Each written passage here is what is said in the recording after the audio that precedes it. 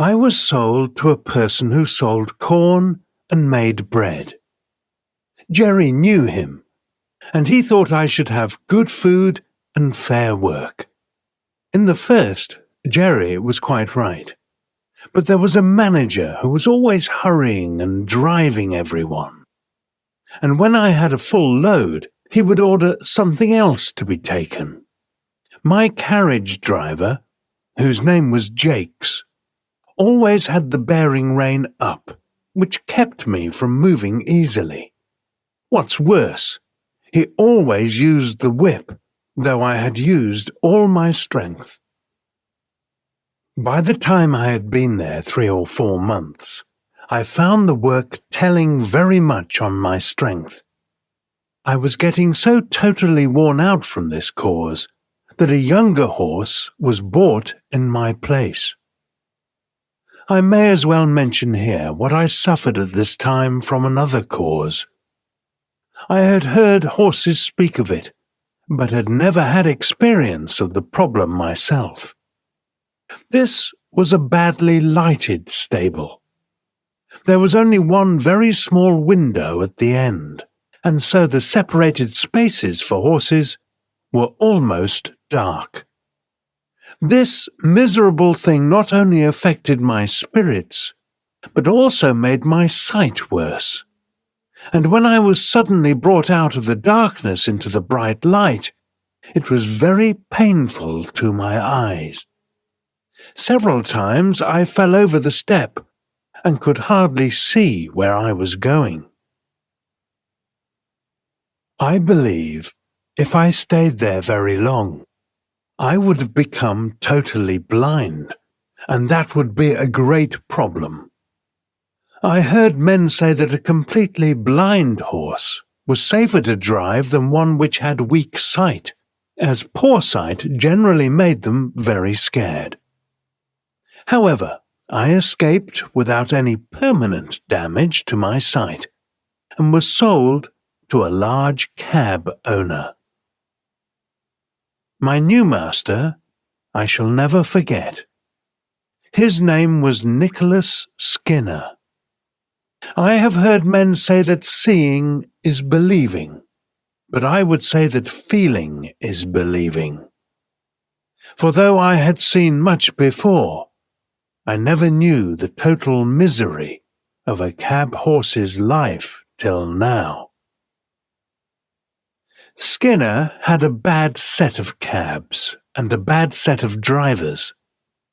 He was hard on the men, and the men were hard on the horses. In this place we had no Sunday rest. Sometimes a party of people looking for fun would rent the cab for the day, 4 of them inside and another with the driver. I had to take them 10 or 15 miles out into the country and back again.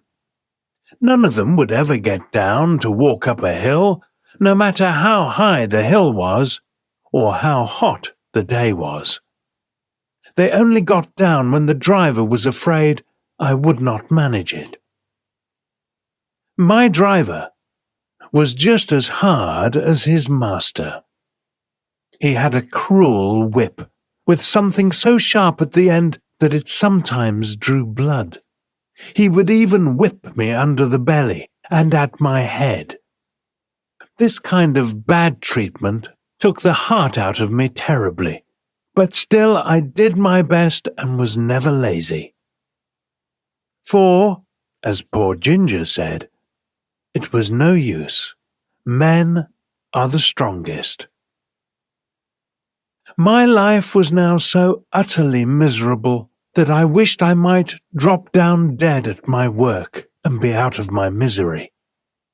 One day, my wish very nearly came true. I went to the cab stand at 8 in the morning and did a good amount of work when we had to take 2 passengers to the railway. Then, at the railway station, my driver picked up a party of 4, with a great deal of baggage. The little girl was worried that the load might be too heavy, But her father told her that it wasn't his business to worry about the health of cab horses. The load was very heavy, and I had had neither food nor rest since morning. But I did my best, as I always had done, in spite of the bad and miserable way I was treated.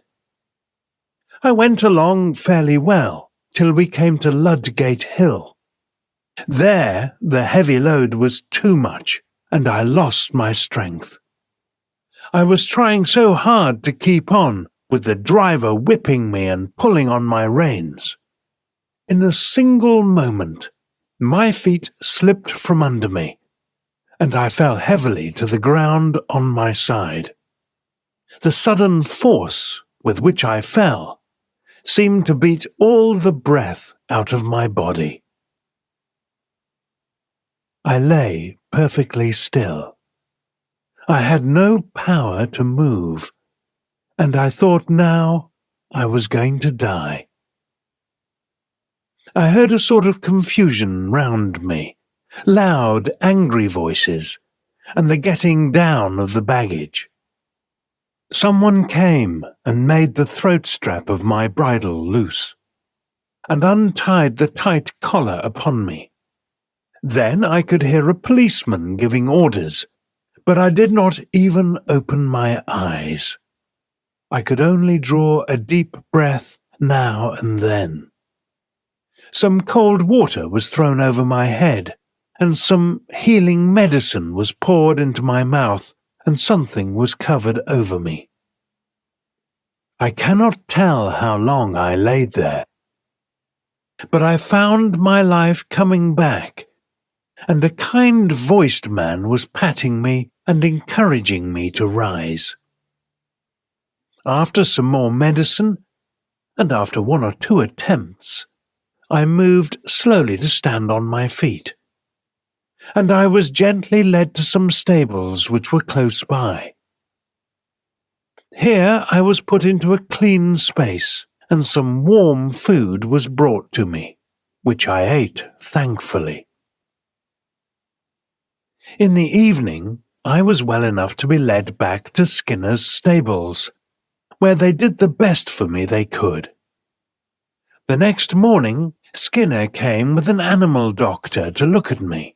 He examined me very closely and said, "This is a case of overwork more than disease, and if you could give him a run off for 6 months, he would be able to work again, but now there is no strength left in him." "Then he must be sold," said Skinner. "I have no field to nurse sick horses in. He might get well or he might not. That sort of thing doesn't suit my business. My plan is to work them as long as they'll go, and then sell them for whatever someone will pay. Even for horse meat, if I have to." On the 12th day after I fell, I was taken to a sale a few miles out of London. I felt that any change from my present place must be an improvement. So I held up my head and hoped for the best. Belly, belly, belly. Miserable, miserable, miserable, misery, misery, misery.